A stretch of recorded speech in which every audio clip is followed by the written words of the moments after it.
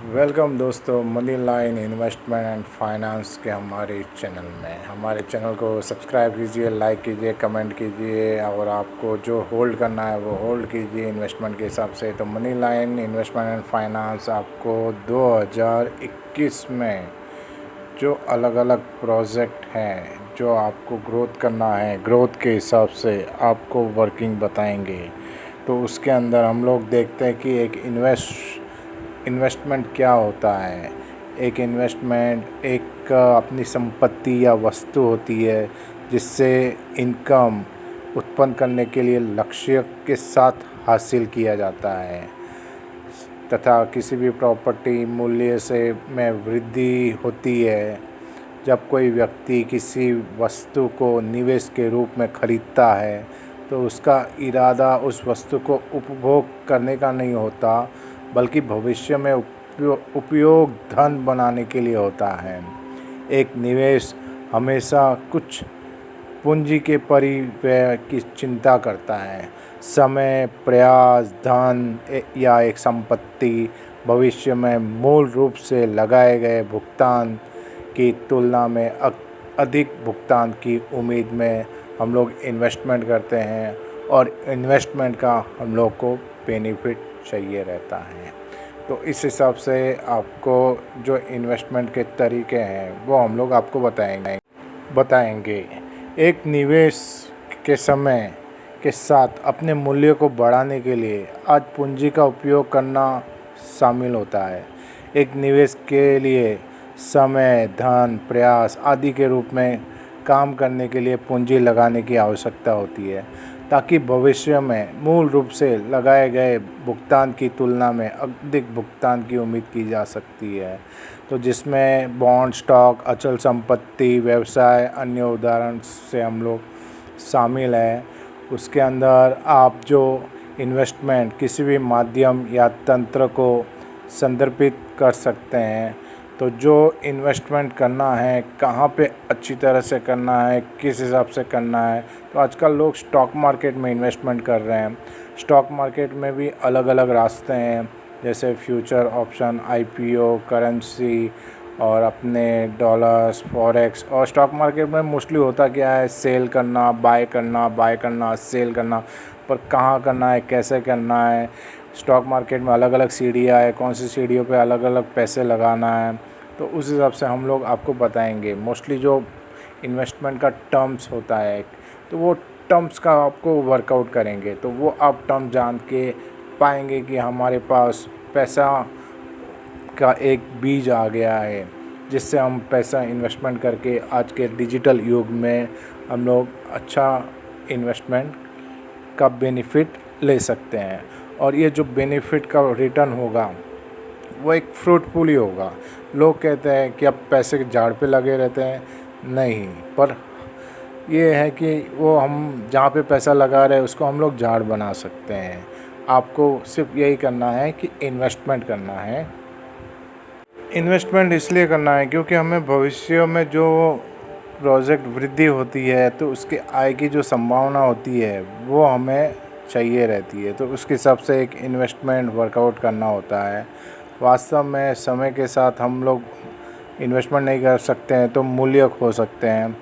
उदाहरण के लिए यह भी संभावना है कि कोई कंपनी में निवेश करेंगे तो कंपनी दिवालिया हो जाती है, तो ऐसी परियोजना में अमल नहीं किया जाता है। यह प्राथमिकता तरीका है। बचत को निवेश से अलग किया जा सकता है।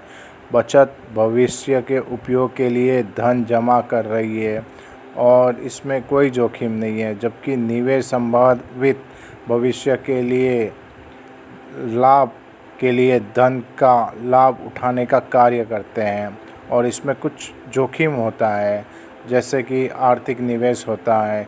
किसी देश या राष्ट्र के भीतर आर्थिक विकास निवेश से संबंधित होता है। जब कंपनियां और अन्य संस्थाएं ध्वनि व्यापार निवेश प्रथाओं में संलग्न होती है तो इसका परिणाम आमतौर पर आर्थिक विकास में होता है। उदाहरण के लिए यदि कोई इकाई माल के उत्पादन में लगी है तो वो एक नए उपकरण का निर्माण करती है तो उसमें कम से कम अधिक माल उत्पादन करने की अनुमति देते हैं। इससे व्यवसाय के लिए माल कुछ उत्पादन बढ़ जाएगा तो दूसरी संस्थाओं की गतिविधियों से उसमें वृद्धि का कारण बन सकता है। तो इस तरह शेयर मार्केट है, तो शेयर मार्केट में जो इन्वेस्टमेंट करते हैं तो मोस्टली हम लोग देख रहे हैं 2002 की जो कंपनियां थी, जैसे हमारे 737 रुपये पे थी, आज वो 80,000 रुपये पे है। भारत रसायन 18 रुपये पे थी, आज वो 13,000 के भाव पे हैं। आइसर मोटर्स जो 2.5 रुपये का एवरेज पे थी, वो आज 2,500 पे हैं। तो इस तरह बीएससी और एनएससी हमारे मार्केट के ट्रेडिंग हब है। इस हब में आज बात करेंगे हम मारुति सुजुकी की। मारुति सुजुकी जिसकी स्थापना 1981 में हुई थी, आज के 40 साल पहले, जिसके प्रमुख संस्थापक थे संजय गांधी, जो मारुति सुजुकी को जॉइंट वेंचर में उन्होंने लॉन्च किया था। इसके जो फॉर्मर हैं एमडी मिस्टर जगदीश खट्टर, इन्होंने मारुति सुजुकी को बहुत ग्रोथ दिया। और अभी के जो फ़िलहाल हैं मिस्टर आर.सी. भार्गवा, जो चेयरमैन है कंपनी के, उनका भी विज़न बहुत अच्छा है और बहुत आगे बढ़ रहा है। और इस तरह मारुति सुजुकी के मैनेजमेंट है मिस्टर आर.सी. भार्गवा और Hisashi Takeuchi joint managing director हैं, और D S. Brar independent director, Lira Goswami independent director, O Suzuki director. तो इस तरह ये जॉइंट वेंचर कंपनी है मारुति सुजुकी गवर्नमेंट के साथ में। स्टार्टिंग में कंपनी की जो पार्टनरशिप थी वो इंडिया की गवर्नमेंट के हाथ में थी, जिसकी 19% हिस्सेदारी इंडियन गवर्नमेंट के सरकार के हाथ में थी और बाकी की जापान के सुजुकी कंपनी के प्रमोशन में थी। फिर बाद में भाजपा की गवर्नमेंट आई 2003 में। 2003 में जून के कंपनी ने 25% हिस्सेदारी के लिए आईपीओ लॉन्च किया। मई 2007 में भारत सरकार ने अपनी सारी हिस्सेदारी भारतीय वित्तीय संस्थानों को बेच दी और अब वर्तमान समय में मारुति उद्योग में भारत सरकार की कोई हिस्सेदारी नहीं है। मारुति उद्योग लिमिटेड को फरवरी 1981 में स्थापित किया था। हालांकि मारुति 800 के साथ 1983 में वास्तविक उत्पादन शुरू किया गया था, जो सुजुकी अल्टो केईआई कार पर आधारित उस समय भारत में अकेला उपलब्ध आधुनिक कार बनाते थे। कंपनी सालाना 50,000 से भी अधिक कारों के निर्यात के साथ प्रति वर्ष 10 लाख कारों की घरेलू बिक्री भी करती है। इनके विनिर्माण सुविधाएं हरियाणा के गुड़गांव और गुजरात के मानेसर में स्थित हैं। मारुति सुजुकी के गुड़गांव सुविधा वर्ष में प्रति वर्ष 9 लाख कारों की प्रोडक्शन बनाने की कैपेसिटी है, और मानेसर और गुड़गांव के में जो फैसिलिटीज़ है वो साल में 14,50,000 टोटल यूनिट बनाने की कैपेसिटी रखती है। 1970 में मारुति का इतिहास शुरू हुआ था, जब निजी समेत Maruti technical service private limited की शुरुआत 16 नवंबर 1970 को हुई थी। इस कंपनी को घोषित एक उद्देश्य से एक पूर्ण स्वदेशी मोटर कार के डिजाइन, निर्माण, अन्य भागों को एकत्रित करने के लिए टेक्निकली प्रदान करते थे। 1971 में मारुति लिमिटेड नामक कंपनी को कंपनी एक्ट के तहत सम्मिलित किया गया और संजय गांधी इसके पहले डायरेक्टर थे। घोटालों की श्रृंखला के बाद मारुति लिमिटेड 1970 में परिसमापन में चला गया था। Justice AC. गुप्ता की अध्यक्षता में जांच आयोग का संगठन हुआ, जिसकी रिपोर्ट 1978 में सौंपी गई। 1981 में संजय गांधी की मृत्यु के लगभग एक वर्ष बाद भारतीय केंद्र सरकार ने मारुति लिमिटेड को क्षति से बचाने हेतु मारुति उद्योग लिमिटेड को सहयोग लिया, जिसकी स्थापना उसी वर्ष हुई। तो आज मारुति सुजुकी लिमिटेड जो है 7,492 पे उसका भाव चालू है। आज के 20 साल पहले इसका जो भाव था वो 180 रुपये था।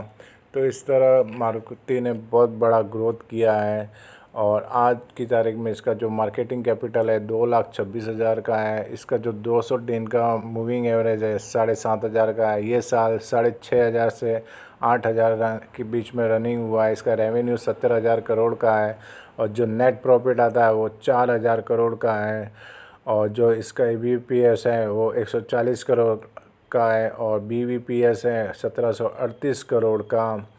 तो और जो ROE है वो 5%, 5 करोड़ का है।